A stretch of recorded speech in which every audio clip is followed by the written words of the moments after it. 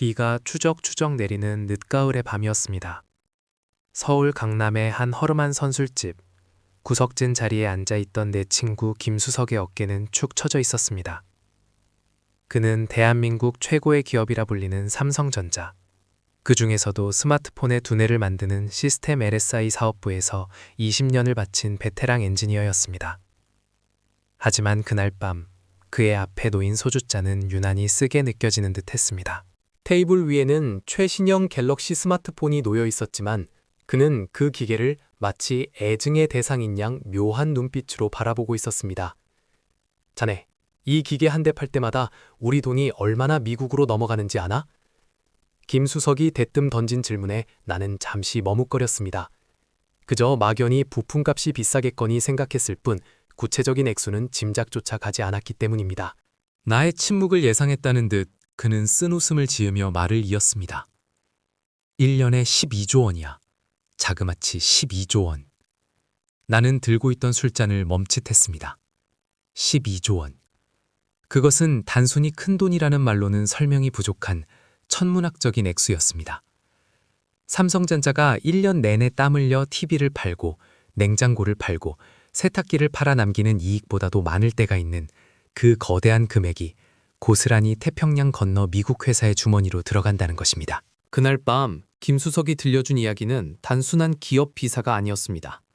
그것은 거대한 골리앗에 맞서 싸워온 그리고 처참하게 패배하고 바닥까지 굴러떨어졌다가 다시 피를 토하며 일어선 다윗들의 처절한 생존기였습니다.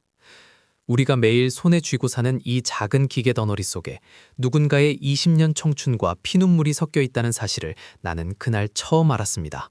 이야기는 우리가 스마트폰을 처음 샀을 때의 그 설렘에서부터 시작해야 할 것 같습니다. 박스를 열 때의 그 팽팽한 긴장감, 보호필름을 떼어낼 때의 쾌감. 하지만 그 순간에도 보이지 않는 계산기는 돌아가고 있었습니다. 스마트폰의 성능을 좌우하는 핵심 부품, 사람으로 치면 두뇌에 해당하는 칩을 우리는 AP라고 부릅니다. 이 AP가 똑똑해야 게임도 잘 돌아가고 사진도 예쁘게 찍히고 배터리도 오래 갑니다. 문제는 이 AP를 세계에서 가장 잘 만드는 회사가 우리나라 기업이 아니라는 점입니다. 바로 미국의 퀄컴이라는 회사입니다. 그들이 만드는 스냅드래곤이라는 칩은 그야말로 명품 중에 명품 취급을 받습니다. 삼성도 자체적으로 엑시노스라는 칩을 만들어왔지만 냉정하게 말해 스냅드래곤의 아성을 넘기에는 역부족이었습니다. 그럼 그냥 퀄컴 칩 사다 쓰면 되는 거 아니야? 좋은 게 좋은 거잖아. 내가 이렇게 물었을 때 김수석의 표정이 일그러졌습니다. 그게 그렇게 단순한 문제가 아닐세. 퀄컴이 무서운 건 칩을 잘 만들어서가 아니야. 그놈들은 특허라는 무기를 쥐고 있는 깡패나 다름없거든. 그의 설명은 충격적이었습니다. 퀄컴은 스마트폰이 통신을 하기 위해 반드시 필요한 CDMA 기술 특허의 90% 이상을 독점하고 있었습니다. 이건 마치 우리가 치킨집을 차렸는데 가게 앞 도로의 주인이 나타나 이 도로는 내 땅이니 손님이 지나갈 때마다 통행료를 내라고 요구하는 것과 같았습니다. 칩값은 칩값대로 받고 별도로 폰 판매 가격의 일정 비율을 특허료라는 명목으로 또 뜯어가는 것입니다. 이중과금. 이것이 바로 퀄컴이 지난 20년간 삼성의 목덜미를 쥐고 흔들 수 있었던 힘의 원천이었습니다. 2016년 우리나라 공정거래위원회가 이 불공정함의 칼을 빼들었습니다.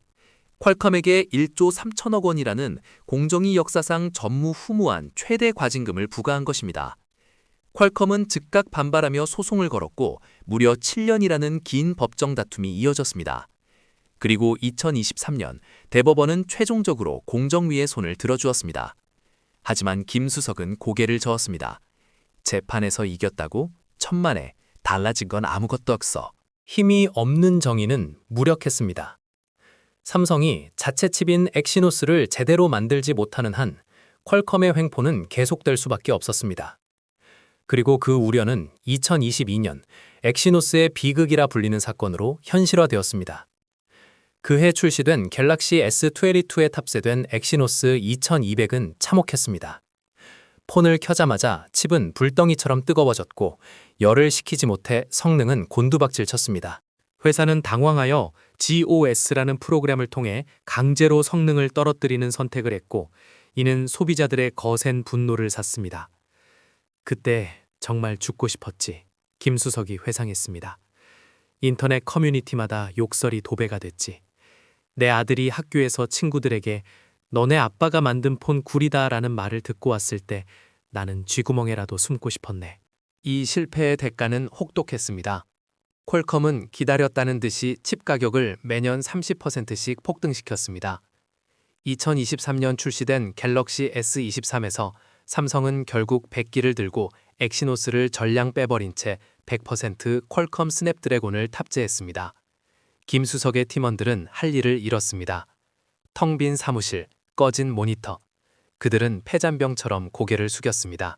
하지만 바로 그 가장 어두운 순간에 반전의 씨앗이 심어지고 있었습니다. 위에서 지시가 내려왔네. 엑시노스 개발팀을 따로 떼어내서 별도 태스크포스를 만들라고. 이번이 마지막이다. 그것은 최후 통첩이자 마지막 기회였습니다. 그들은 시크릿 프로젝트라는 이름 아래 외부와의 연락을 끊고 연구소에 틀어박혔습니다. 목표는 2025년 출시될 갤럭시 S25에 들어갈 엑시노스 2500이었습니다. 그들이 선택한 승부수는 GAA라는 이나노 공정 기술이었습니다. 기존 칩은 전기가 세 방향으로만 흘러서 누설 전류가 많았어. 하지만 GAA는 전기가 흐르는 통로를 네 방향, 위아래 양옆에서 완전히 감싸버리는 기술이야. 전기가 셀 틈을 아예 없애버린 거지. 김수석은 냅킨에 그림을 그려가며 설명했습니다.